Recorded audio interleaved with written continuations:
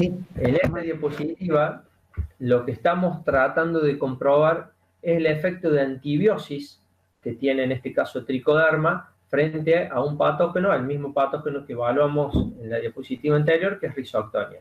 Este patógeno que se alimenta de la parte radicular y del cuello de la planta. ¿Qué vemos acá? La capacidad de tricoderma de producir sustancias que inhiban el crecimiento del patógeno.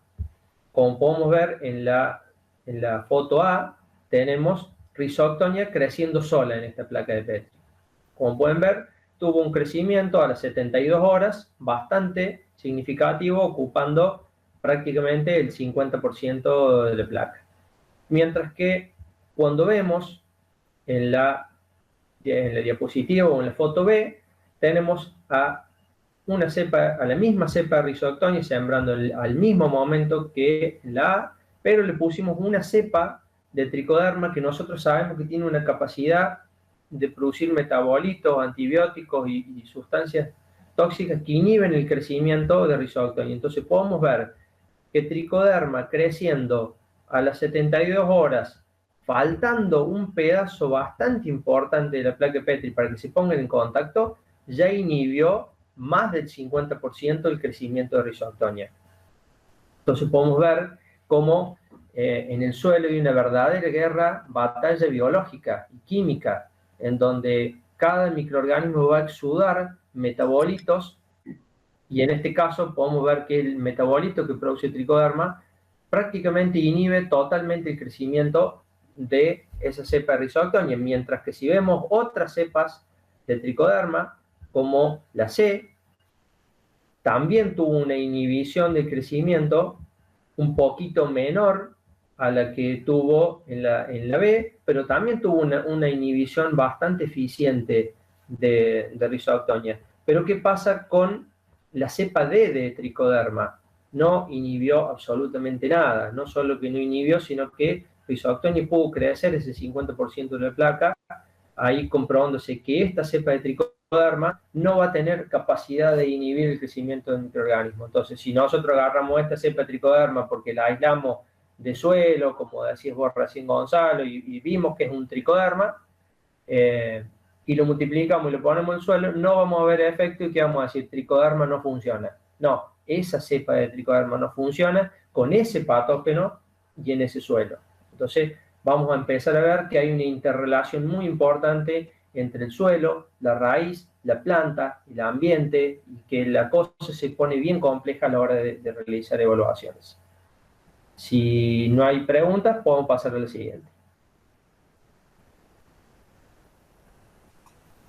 En este caso, fíjense que lo que decía Alejandro en el caso de tricoderma también se cumple para el caso de una bacteria, como Bacillus. Esto fue un ensayo hecho en tomillo. Qué más interesante que hacer un tomillo en forma amigable con el ambiente y que no registre residuos de fungicidas al tratar de controlar Fusarium, por ejemplo. Fíjense, el Fusarium fue sembrado en el centro de la placa, con su característico crecimiento del micelio rosado, y a los costados aparecen las distintas cepas de Bacillus para tratar de controlarlo. Fíjense en estas placas cómo los Bacillus controlan de forma diferente el avance del Fusarium. Es más, fíjense que a veces no es necesario que se pongan en contacto, como decía Alejandro, sino que a la distancia le está enviando ciertos metabolitos secundarios, ese bacilo, que inhibe el crecimiento del Fusarium. La placa que está señalando Cami, que es la central, nos da una evidencia clara de esa restricción en el crecimiento. Por lo tanto, podemos decir que la cepa B1 o B2 son, sobre todo la B2, que ha crecido activamente, es la que mejor podría controlar ese ataque de Fusarium en un buen cultivo de tomillo orgánico, por ejemplo. ¿Sí? Vamos a la siguiente. Tuyo, Ale. Bueno, sigo yo nomás. ¿Qué podemos ver? Hablando de los mecanismos de acción, ya hablamos de mecanismo de acción que es la competencia por el sustrato, por los nutrientes, digamos, un hongo o una bacteria que crece más que otro, tiene mayor velocidad de crecimiento y así puede ganar en espacio y en nutrientes. Vimos la parte de metabolitos que, como mostraba Alejandra en la diapositiva anterior, hay una inhibición, o como la primera que mostraba, hay una inhibición del crecimiento antes de que se toquen los microorganismos. Bueno, además de eso tenemos otro mecanismo de acción, que es el mecanismo de acción de micoparasitismo, que este mecanismo de acción está restringido principalmente o solamente a los hongos. Las bacterias no tienen capacidad de ser micoparasíticas. Sí, algunos virus, como hemos visto en los ejemplos. ¿Qué podemos ver acá? Nuevamente en la diapositiva podemos ver esto que es una hifa de Rhizoctonia, la más gruesa, Cami. Sí. Esa. Mientras que podemos ver que sobre esa hifa de Rhizoctonia tenemos un honguito que está pegado, molestando ahí esa hifa de Rhizoctonia, y no solo que lo está molestando, sino que hace una vueltita y se mete de nuevo adentro, y ahí se ve muy bien por una foto del microscopio electrónico de Barrigo, que esos microscopios gigantes que hacen esas hermosas fotos, podemos ver esa capacidad importante de Tricoderma de ser parásito, micoparásito. En la B podemos ver que se enroscó como una víbora a la hora de consumir a su presa y produce un estrangulamiento, produce una acción enzimática y penetra a la hifa del patógeno y la consume. En las diapositivas C y D, no solamente podemos ver que hay un micoparasitismo que ingresa, sino que hay una degradación prácticamente completa de las paredes de la hifa de Rhizoctonia. Como pueden ver que no se ve como algo relleno, sino que se ve como una telita. Eso es que en el momento de penetración, este hongo ha producido enzimas que han degradado la pared de este hongo, el fitopatógeno, en este caso Rhizoctonia, para facilitar el ingreso y prácticamente la degrada y la elimina del sistema a Rhizoctonia. Entonces, este es un mecanismo de acción que es muy importante para lo que es el control de enfermedades. Pasa al siguiente. Bueno, ahí... ¿Quieres comentar? ¿Quieres comentar, Jole? Como quieras, dale, dale. Bueno, sigo. Hasta ahora vimos los mecanismos de acción directos que tienen estos microorganismos, ya sean hongos, bacterias o virus, para producir la inhibición o la reducción de la plaga o del patógeno. Pero también hay mecanismos indirectos de acción que nosotros vamos a llamar, como por ejemplo, que eran los que mencionaba Alejandra, que es la solubilización de nutrientes inorgánicos, o sea, la capacidad que tienen estos hongos y bacterias de solubilizar ciertos nutrientes, de dejarlos más disponibles, como comentaba en el caso del hierro o de muchos otros nutrientes, y lo dejan disponibles en el complejo de intercambio para que la planta lo pueda absorber con mayor facilidad. También hay producción de hormonas como auxinas, citocininas y un montón de otras hormonas que van a facilitar y estimular el crecimiento de la planta. Y por último, esa capacidad de inducción de resistencia. ¿Cómo lo va a hacer? La mayoría de estos patógenos, de estos biocontroladores o de estos microorganismos benéficos, tienen la capacidad de ingresar endofíticamente en la planta, o sea que van a ingresar en el espacio intercelular, en el intersticio, y la planta se va a ver como atacada, se va a sentir que entró un agente extraño, como nos pasa a nosotros, que nos entra un antígeno y ya empieza a funcionar todo el sistema y producción de anticuerpos. Bueno, con la planta pasa lo mismo, es un mecanismo totalmente distinto a lo que pasa en mamíferos, pero se ve que se desencadena o se licitan muchísimos mecanismos defensivos de la planta, que uno de ellos son las fitolaxinas. Por lo tanto, presencia de estos microorganismos van a elicitar o van a disparar mecanismos de defensa de las plantas que por la misma presencia del microorganismo benéfico dentro de la planta, esa planta va a ser más resistente a una enfermedad por esas fitolaxinas que vendría a ser el sistema inmune de las plantas, por decir. Entonces, una mayor estimulación del crecimiento vegetal más una resistencia indirecta dada por ese endofitismo va a dar una planta más tolerante a estrés por sequía, a estrés por anegamiento, a ataque de insectos, a ataque de patógenos, porque va a ser una planta más fuerte, con más sistema radicular, con más sistema aéreo, como podemos ver en esta foto que está en el fondo, mientras que vemos que en la izquierda no ha sido tratada con microorganismos benéficos, la de la derecha sí, y se ve que hay un aumento de más del 50%, por lo tanto esa planta tratada es una planta que va a ser más resistente a distintos factores gracias a la acción de estos microorganismos.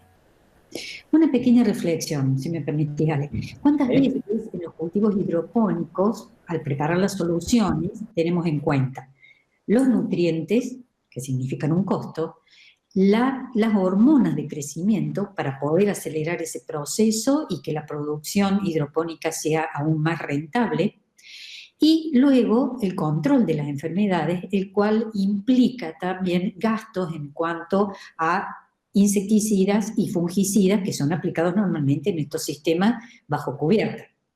Fíjense y pensemos que la aplicación de determinados microorganismos cumplen las 3 funciones y a veces con bajo costo. Lo dejamos picando eso para después poder retomarlo.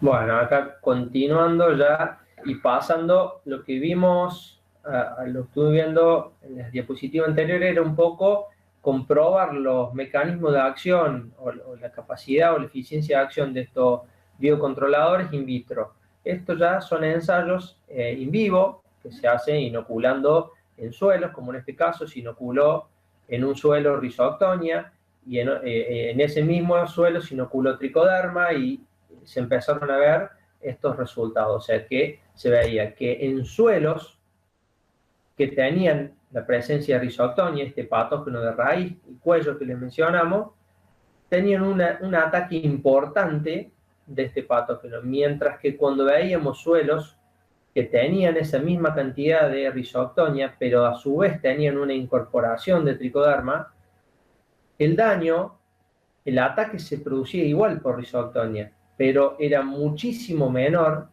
y a un nivel ya que es que la planta llega a producir, a tener buen rendimiento. Entonces podemos ver cómo la presencia de estos microorganismos, en este caso de Tricoderma, ayuda muy eficientemente al control de enfermedades, en este caso de raíces. Hablamos mucho de Rhizoctonia y mucho de Tricoderma porque es lo que estoy haciendo yo en mi tesis doctoral, que la tengo a la señora directora ahí al frente, que no me deja mentir, que me viene controlando muy bien.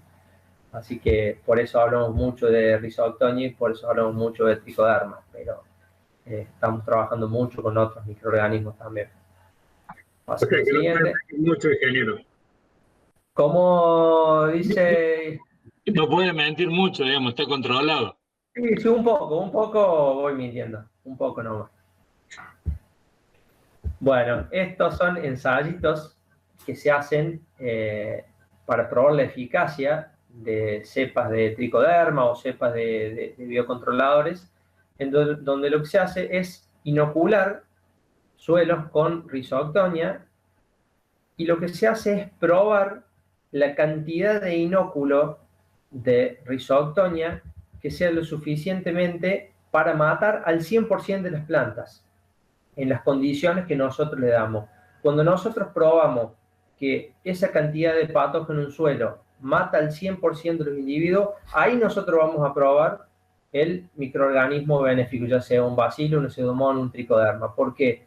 Porque nosotros tenemos que ser capaces de mostrar una eficiencia de control en el peor de los casos, no en el mejor de los casos. Cuando hay mayor cantidad de inóculo del patógeno, cuando las condiciones del patógeno son las más propicias para atacar a la planta, entonces ahí nosotros en el momento en donde tenemos que ver que también se comporta mi biocontrolador. Entonces lo que hacemos nosotros es ver esto, una vez que ajustamos este nivel de infección, empezamos a inocular con cantidades de microorganismos conocidos para ver cuál es la dosis y la concentración de este biocontrolador que me controle eficientemente un cierto porcentaje de plantas con la cepa que yo estoy estudiando.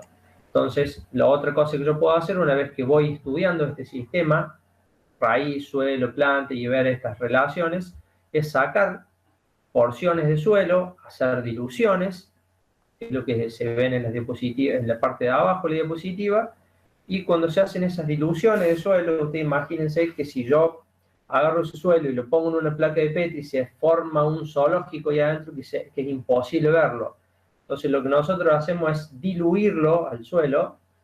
En este caso lo diluimos, hacemos una dilución 1 en 1000, o sea que diluimos 1000 veces ese suelo, y ahí vamos a ver cómo se está viendo esa interacción de todos esos microorganismos que tenemos en el suelo, que es lo que se ve en esta placa de Petri, donde se puede ver que hay muchas colonias de muchos hongos y muchas bacterias interactuando entre sí. Este es un paso previo y fundamental antes de salir a campo, antes de salir a probar todos estos bioinsumos a campo. El siguiente, y ahí terminó la parte 1 del laboratorio. No sé si quieren comentar algo.